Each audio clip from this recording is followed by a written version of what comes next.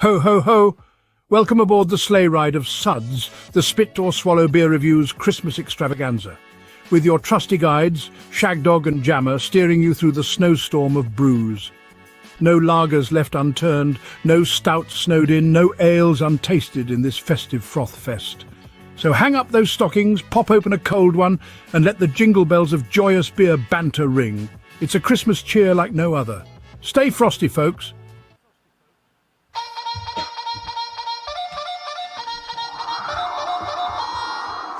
Hey, the wind just blew in, huh? Look what the wind just blew in. It doesn't stop blowing either. It's my kind of girl. Yeah. Hey, Shagdog. Jammer. That's I right, got Shagdog, the canned version of Samuel Adams' Winter Lager, festive and smooth, buddy. It says lager brewed with clementine-infused orange peel, cinnamon, and ginger. And I had the same thing, but only in a bottle.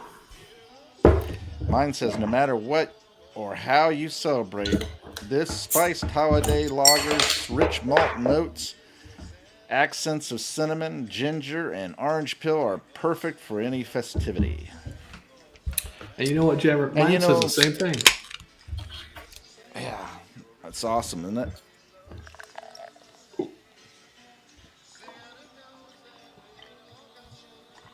I'd like to have a can, though. That'd be a lot better, I think. So that's okay. Well, I tell you, the can is nice because it keeps all the light out, which is always good.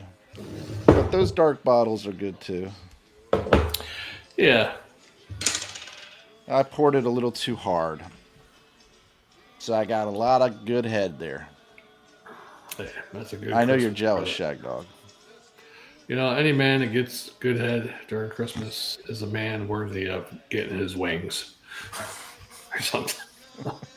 after his wife finds out. Every time a girl blows. Oh boy. Yeah, this is. Did we give the ABV, Jammer, or no? Are we giving ABV? Oh, it's 5.6 ABV. Right, 82 on Beer Advocate. It's considered a bock, although Sam Adams says it's some weird bock. I forget what they call it. Yeah. I took it right to the edge there, and I started to just a little bit come down. Oh yeah, Sam Adams calls it a wheat, some type of wheat bock. Yeah. It does have wheat in it for some of the malts and all that, but a wheat malt. Well, it looks nice so far. I will give you that. It's nice and almost got. It's like an Irish red ale, almost, isn't it? Almost, yeah. Kind of like a orangey amber red. Yeah. And my head is nice and creamy brown. It's just inviting. I could just dive into that, you know. And thanks for watching Speed Account. I guess it has been a while because I don't remember. What? But I do have a brain dilemma, so too much alcohol. Speed account. Oh. I seen no. It seems familiar, the name, but that's how long it's been. But this has got some nice ruby highlights if you look at it. And it's you know, it's just really kind of nice. And it got a little lacing going on there too.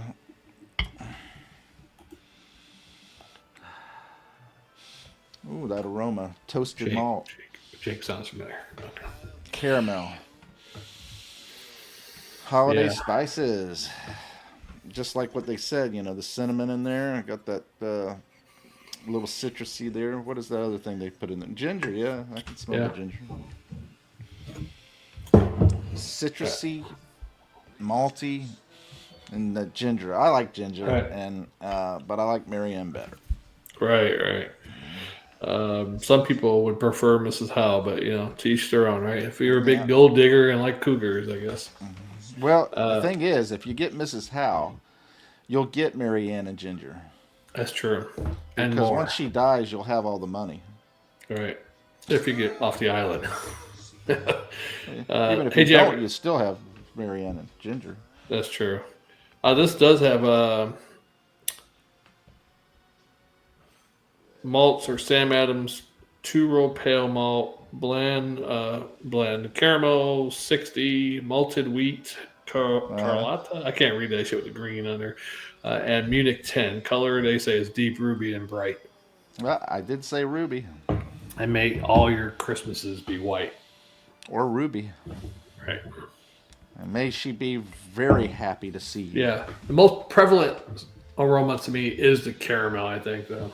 Yeah, the caramel is really but you do over everything there. You do pick up those spices though. It gives a little bit of a sweet smell too. Actually. I'm gonna dive in there. I'm ready.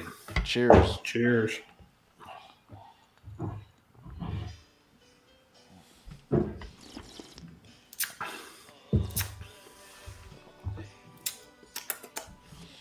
Yeah. That's like a medium body there, isn't it? Kind of velvety too. Yeah, I'll give you maybe velvety going into almost syrupy, not quite, but a little bit. Yeah. Yeah, and the carbonation's nice, light and gentle. You know, it's not prickly or tingly or whatever, but it's just nice and gentle. You know. Yeah. Like all the preachers in Boston with the boys, nice and gentle. But you do get that after the caramel and almost syrupy type, almost syrupy. I'm not saying it's syrupy. I'm saying it's almost like that. You know, you get the malty sweetness with a little citrus, and then with the citrus ginger zing, basically a little. Right. And you do get a hint of that. Or it could be like boing. Yeah, there is that hint of meat. Wheat, not meat. Wheat malt back in the back end of the palate, actually. Like this. Yeah. I could see that. Or taste that. It's not bad. I've had worse Sam Adams, so. I think this is actually a better of the Sam Adams holiday beers that I've had. Yeah, and Beer Advocate does say, for the first time in 31 years, according to Sam Adams, we're updating the classic winter lager recipe to make crispier, brighter, blah, blah, blah. So, whether that's this year or last year, according to the update on it. I mean, I haven't had it in a couple of years, so they definitely taste different from when I had it. I do almost taste like a corn, though. It probably had that, because really, Boston Brewing Company is really a mass-producing craft beer, right? I mean, they're not like no craft beer. I mean, they produce more than your average, craft beer company. Probably a little bit. Man, it's like I'm not saying definite corn in there, but I'm getting like a corn vibe, Yeah, unless you're getting that with the wheat, maybe tastes a little bit corny. I don't know. I'm definitely picking up a wheat there, but maybe it might be a sucrose in there. Who knows? Yeah, I mean, the wheat is altogether different, as you know. Corn syrup than the corn, And you know how I am with corn, the corn flavor, the adjuncts and stuff. I could usually pick it up. And I'm not saying for definite that it's in there, but I get like a corn vibe, and I'm not sure about it. It's very faint if it is in there. Most people wouldn't even notice it. I just pick up like a odd note there. Yeah, there's something. Now, to me, I'm thinking, well, is that the wheat? I might be tasting the same thing you are, and you're getting corn from that. Yeah, I do taste a weird sweetness. I don't know if that's a sucrose or what, but. There is a weird sweetness to it, It's a weird malty type sweetness, and I think it's kind of overpowered by the citrus peel, the orange peel and the ginger. Oh, that really hits in the middle of the palate too, especially in the aftertaste. You get that. Yeah. In the middle. That's maybe. Yeah, I decided to pop out. Spinach because I eat some spinach. The old shag dog elf outfit. I did wear this last year too. Yeah, I have to find my jammer claws, man. Yeah.